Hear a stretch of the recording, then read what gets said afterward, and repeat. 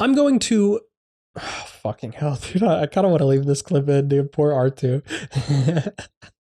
Bash, you gotta just watch this after the data blade. I wish I could fucking back up like 5 seconds. I hate this goddamn replay system. Hello everyone. In this video, we're gonna be going over a 2900 rated Genji, and we're gonna be going over his gameplay, all of the good, all of the bad, what you can learn from this, and what you should be taking away from this. So let's hop right into it. So let's stop here and go over our first tip. You can very easily use Genji's wall climb and double jump to your advantage to gain advantageous positioning early on. And what I mean by this is our Genji just kind of walks through the choke with his team. His monkey dives this Torbjorn here, and even though he wouldn't have been any closer had he gone up this wall here allows for him to get into a position to flank left or to continue pressuring the enemy team from this side. Same with the other side here. If Genji pushes up on this right side here, he is going to be able to get this high ground up top and be able to have a really nice position on the enemy team that is forced back to point. Now let's watch how our Genji approaches here. All right, so the first thing that we have going on right here is the enemy team is quite split. You can see the Baptiste is here. We don't know that the Sojourn is here yet, and the rest of the enemy team is over here fighting our monkey. Now in this situation, it's probably best to stick near our Winston as much as we possibly can. So what we're going to be doing with this is we always want to be shadowing our dive tank if we have one. And if we don't have a dive tank, then we have more free reign to go for our own picks. But here you can see our Winston's on the front line, and a target like Reinhardt is not going to be one that we can kill easily, even if he is antied. So what we need to be doing is looking for new targets that could be isolated. Especially when you see a large clump of enemies like we do here, you want to be looking out for the targets that aren't near their healers, or targets that are behind walls that are, nearby healers but are still out of their LOS. So that comes with our first pause here. This Sojourn here is miles away from her team, okay? So the rest of her team is all the way on this side of the map, and our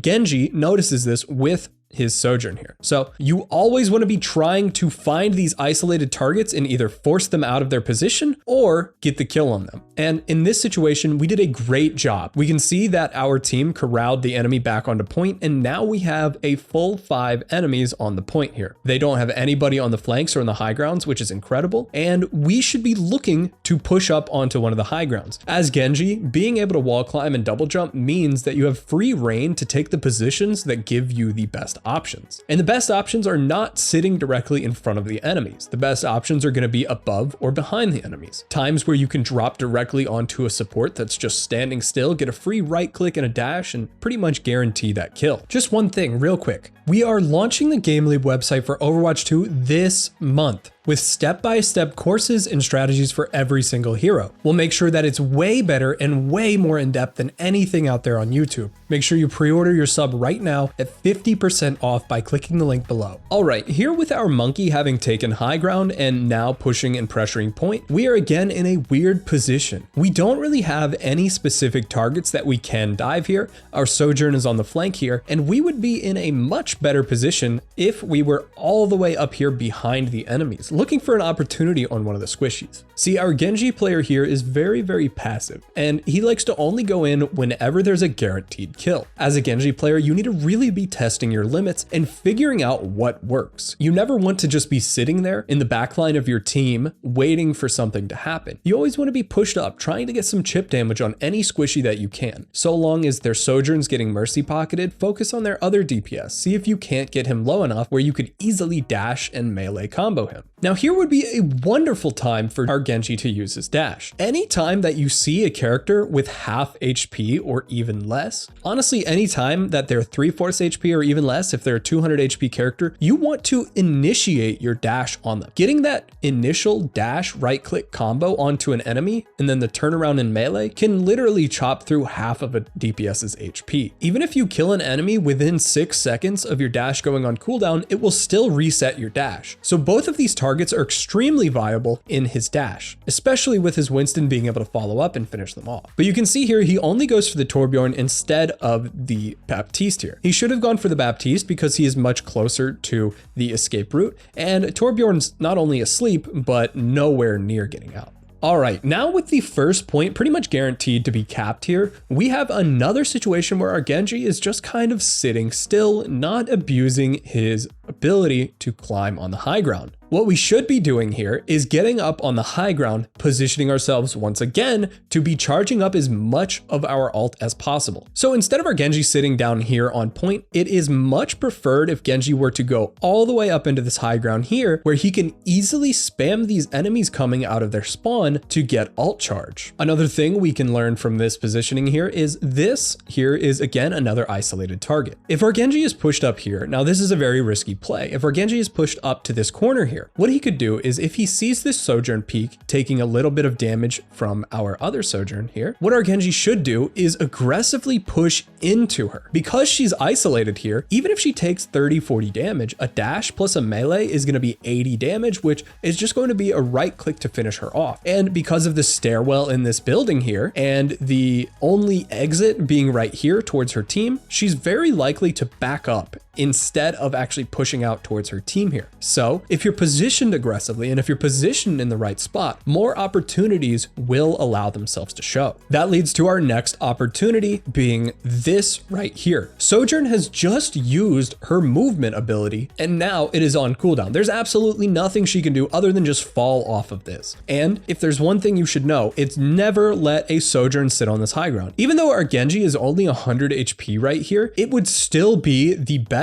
option to aggressively dash into this Sojourn. As Sojourn, it's really difficult to hit shots on characters up close to you. So if our Genji were to dash into this Sojourn and force her out of this really good position, this fight might just be winnable off of the back of that play. But instead here, you can see that the Sojourn ends up getting a pick on the monkey as the Mercy pushes to her, and this fight is lost off of the back of the Sojourn's play. Here is another really bad position by our Genji. You can see our monkey has high ground here, and the issue is our Genji, while still double jumping and spamming down this corridor, is we don't have high ground. That's going to be a recurring theme on this VOD, is our Genji really doesn't like to take high ground, and that is okay in certain situations, but a lot of the times, if you control that high ground, not only do you have the better position, but you're denying this good position from your enemies. You really never want to let your enemies have height, especially if they have characters like Sojourn and Echo. Another thing about our Genji's positioning here is the distance that he is away from Monkey. What we need to be thinking about as a Genji player is how can I put myself in spots to make opportunities? And for example, if you're behind your Monkey here, if you're waiting for your Monkey to go in and dive somebody, it's very important that you're positioning nearby, ready to finish off any targets that he gets low. Here is another great example of why you'd want to be on the high ground as Genji. You don't have to be on the ground being hit by every single piece of utility that gets thrown towards you, and you won't be on your back if Reinhardt decides to shatter. Another thing is Monkey is deep in here, right? No matter what we're doing here, even if we're waiting for our Nano Blade, it is so much better to just be closer to the enemies in a safer position than right here. And now I'm going to run through this Nano Blade clip because it is pretty bad, but I want you guys to see it first.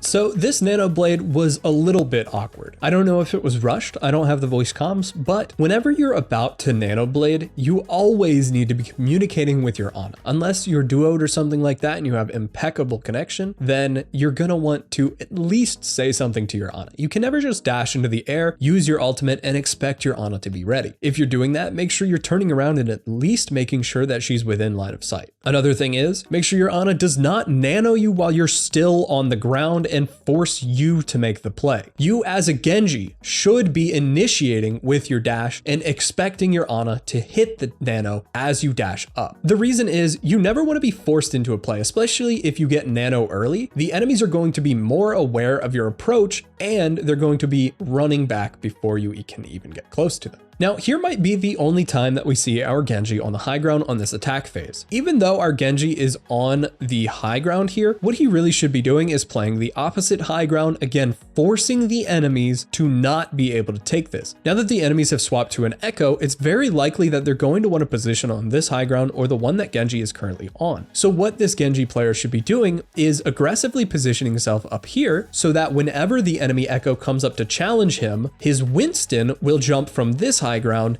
and help him out, while Sojourn is still on this high ground here, and they will all three be able to fight that singular player. This will easily deny the enemy team really good positions, which pretty much facilitates your payload all the way into the enemy spawn. Now you can see the monkey and the sojourn did exactly what I said that our Genji should be doing. Now our Genji's really not in the best position, although it is still the correct play to have our Genji up here with at least 1 or 2 players on the opposite side. But as a Genji player, like I said, you should be looking for opportunities. You should be looking to flank, go on off angles, and look for these opportunities on enemies that may be isolated. All right, here is another great example of our Genji being a little bit too stingy with his dash. Again, you need to remember that your dash not only does damage, but it gets reset if you get a kill after the fact here. This Zarya, as soon as she gets antied, even though there is a Baptiste field here, as soon as the Zarya gets antied, and we know she doesn't have any bubbles, we should immediately dash into her. Try and force that kill. And even if you don't force the kill, you have your deflect to help you get out. And you can see the Zarya is just going to get away and nothing is going to become of that anti-nade. You really need to be following up on opportunities. All right, here we have our second Nano Blade clip. And this one is a lot better than the first one. You can see our Genji dashes first. And by the time he's hit the ground, the Nano has already came out, and this fight is literally just over off the back of this blade. This is exactly how you should be doing your blade. Now we are on the defensive side here, and we are still going to see a little bit of the same issues that we have been seeing from our Genji on the attacker side. Now our Genji is not going to be taking height. He is not going to be high up. He is not going to be on the flank, but instead he is going to be right down main, right where Soldier or McCree could be. This is, again, not what you want to be seeing. You want to be on those off angles. You need to be on the high ground and you need to be looking for those easy damage on the enemies. Another thing here is our Genji does not position himself within dash range of the enemies. You should constantly be up, closer towards the enemies, ready for your dash to go directly into the enemies. You can see here this Brig should be a free kill for our Genji. If he was any closer, that would have been an easy kill secure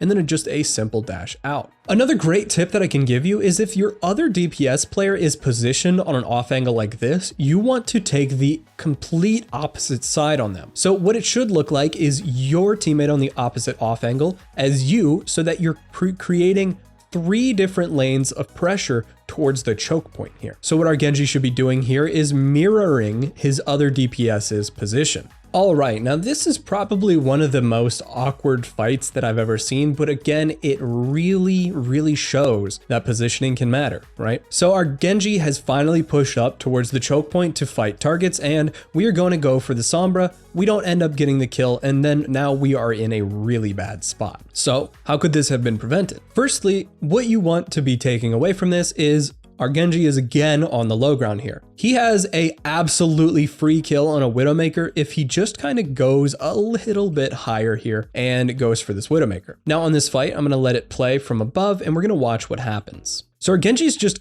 literally tunnel visioning on the only character he can see. And this is okay if you're trying to force that kill. Now, even though it is a Sombra, it's still possible to get the kill. Really, what you should be doing before a fight breaks out is looking at the enemy team's composition and thinking about which characters you could easily kill in a fight. Now, right here, we have the squishiest character in the world, Widowmaker. Then we have Sombra. Brig is really not an option, but she's already dead. And Mercy is somewhat of an option because she's very mobile. So really, our best bet is to kill Widowmaker every single fight, and it should be free, especially if she's positioned like this. But instead, we're tunnel visioning on a character that's just going to get out as soon as she uses her utility, and now we are in a really bad spot. Luckily, it's just a Widowmaker and not a useful character, so we end up still living here, but again, in a really bad position. All right, here we have once again another missed opportunity from our Genji here. We have a half health Brigitte, our dash is 3 seconds from being off cooldown, and she is running right towards us. You can see this Brig is literally 50 HP. If we dash her, she's dead. She's going to heal slightly before our dash comes off cooldown, but again, this is just our Genji being afraid to commit to these plays. As a Genji player, you need to be confident so that you can secure kills. If you're not confident, you're going to let people get away, and that is a really big problem. This next fight is a really good opportunity for a positioning guide. So what I mean by that is their Zarya is obviously running up to grab his team. Now, this Genji backs up straight into the choke point. What we should be doing here is instead of backing up, we should back up sideways. So we have a lot more opportunities than just going straight back. We can go through this house onto the flank, and we could go to the left on the off angle here. Both of these options are great opportunities because they give us options on the flank. For example, the Widowmaker back here is literally a free kill. The Brig and Mercy are on each other. The Mercy is likely to push up with the Zarya who is going to grab, and this Widowmaker is just going to be sitting there in free range. So as a Genji, even though you can't really do anything about grab, what you do need to be doing is making pressure behind the enemies if they're going to be using ultimates. So since the Zarya is aggressively pushing up, trying to use her ultimate, we want to stop the enemies from following up on that ultimate by putting pressure on them. All right, this next clip I'm gonna leave in as a cautionary tale of just how Mercies can escape you. Even though they seem like they're free kills, Mercies can be very annoying. As you can see here, the Sombra ends up winning this fight because our Genji is a little bit too focused on, well, as you can see, this Mercy here. All right, now as a review for this VOD review, we can tell that our Genji was very, very timid. He was afraid to go in, he was afraid to commit to his dash, and he was afraid to be taking aggressive positions. Our Genji needs to be on the high ground a lot more. He needs to be taking off angles, and he needs to be flanking and positioning himself to get kills on these squishy units. Now, that is all I have for you guys. Thank you all for watching, and I hope to see you in the next video. Just one thing real quick. We are launching the GameLeap website for Overwatch 2 this month with step-by-step courses and strategies for every single hero. We'll make sure that it's way better and way more in-depth than anything out there on YouTube. Make sure you pre-order your sub right now at 50% off by clicking the link below.